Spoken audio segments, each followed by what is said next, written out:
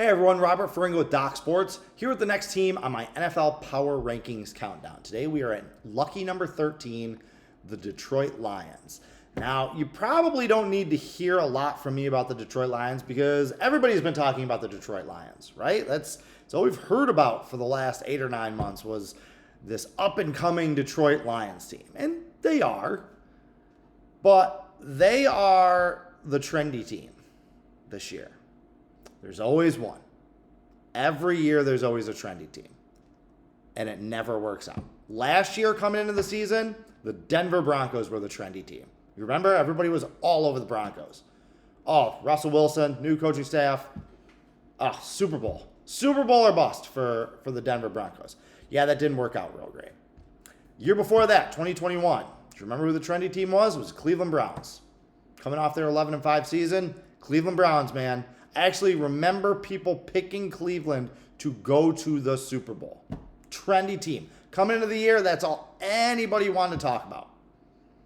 In 2020, it was Philadelphia. In 2019, it was the Browns again, if you remember.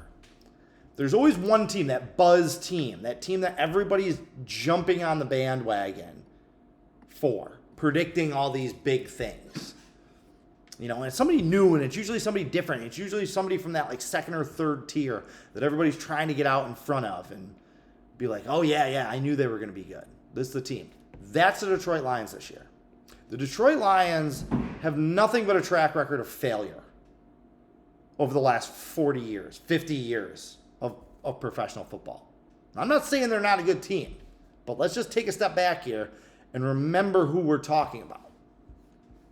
Okay? They are favored to win this division for the first time since it was created in 2002. Detroit has never been favored to win the NFC North. The last time they won the division was 30 years ago. And it was the NFC Central, and Tampa Bay was involved. That's how long it's been. Yet Detroit is favored to win the North this year. Their season win total of 9.5 is the highest number this franchise has seen in over 30 years. Everybody's on Detroit. And maybe for good reason, right? I love the Lions last year. Anybody that had my service knows we bet the Lions an awful lot. And over the last 2 years, they've been one of the best bets in the NFL. 23-11 against the spread over the last 2 years.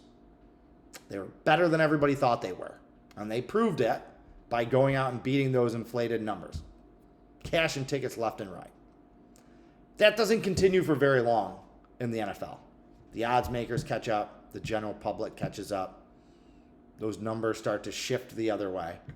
That's what we're starting to see with the Detroit Lions. They were underrated, undervalued. People didn't realize who they were and what they were, particularly last season, how hard they played and how competitive they are. Now everyone's skipping right over to the step where, oh yeah, Detroit's going to the playoffs. Detroit, they're a good team. Really? I don't know about that. I don't know if I want to be betting too much on this team because the public is so certain that this is their time. They're not going to have as much value as they have the last few years. You know, you look at what they've done offensively. They were a top 5 offense last year. All right, a lot of credit to their offensive coordinator. Tons of credit to Jared Goff for his kind of career renaissance. He played really well last year. There's no doubt about that at all. You count on him doing it again? I don't know if I am. You look at the skill position players around him. They basically swapped out DJ Chark, DeAndre Swift, Jamal Williams, and TJ Hawkinson for Marvin Jones, David Montgomery, Jahmyr Gibbs, and Sam Laporta. 2 of those guys are rookies. I'd rather have the first 4 guys. So I don't think they're better on that side of the ball. Now, the real strength of this Lions team and the genius of kind of how they've built it up is that their offensive line is one of the best in football. It's one of the 5 best in football. No doubt in my mind. They are fantastic up front. Dan Campbell wants to run the ball. They can run the ball because they have the horses up front. Everything else is built off of that. If and when they ever get Jameson Williams back, him and Amon-Ra St. Brown will give them an outstanding duo to throw the ball to, but it still comes back to the running game. I don't love David Montgomery as a 250, 300 carry back. He's not going to be that guy. Jahmyr Gibbs, he's a rookie. Cuts both ways. We did a video on Seattle yesterday. Ken Walker was great as a rookie. I don't know if Gibbs is going to be that good. Maybe he doesn't pick up the protections as well, so they can't have him in there as much. So are they going to be a top 5 offense again? I don't know. They're not as good on paper. Maybe having another year in the system will benefit them. They're not going to fall off a cliff, though, because, again, with that offensive line and with some of the talent that they have over there. Now, defensively, the Lions were dead last in the league in total defense last year. It's the second time in 4 years they've done it. I think it's the 7th time in 10 years. Second time in the last 3 years. They've been in the bottom 4 of the NFL 4 years running. They haven't finished higher than number 26 in points allowed or yards allowed since 2018. One of the worst defenses in football. Consistently. For years. I don't know that they're that much better on that side of the ball. I like Aiden Hutchinson. I like James Houston. They're solid in that front 4. They use some draft picks to try and bolster that linebacking core. Same thing. Rookies, man. What's Jack Campbell going to do? We don't know. Maybe he's great right off the bat. Maybe he's in over his head and he needs a year. Don't know. As bad as the Lions were against the run last year, and they got absolutely strafed. They were terrible at stopping the run. They were almost as bad against the pass. They were number 30 in the NFL last year in pass defense. They had just 12 interceptions as a group. They have tried to rebuild with C.J. Gardner-Johnson, Emmanuel Mosley, Cam Sutton. Those guys have been legit NFL starters. I don't know if there's a lot of difference makers there, though. Not a lot of Pro Bowl talent that I just listed off with guys like Alex Anzalone and Cam Sutton. And, so how good is Detroit really going to be? On top of that, you have to understand that there is group psychology at work here. Last year, Detroit got to go into the season, no expectations, no pressure, nobody talking about them. They could have that underdog mentality. They were disrespected.